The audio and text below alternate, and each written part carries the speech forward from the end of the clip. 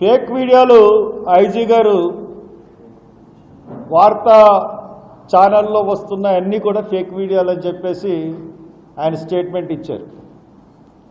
ఆ ఫేక్ వీడియోలు తీసుకుని చాలామంది చాలా రకాలుగా కథలు వెళ్ళారు. ఆయన ఒక తాగుబోతని, అదని ఇదని అన్నీ ఫేక్ వీడియోలు అని చెప్పేసి చెప్పారు.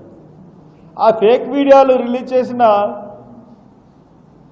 టీవీ ఛానళ్ళ మీద కానీ లేదంటే వాళ్ళకి అందజేసిన వ్యక్తుల మీద కానీ ప్రభుత్వం ఎందుకు చర్యలు తీసుకోవట్లేదు?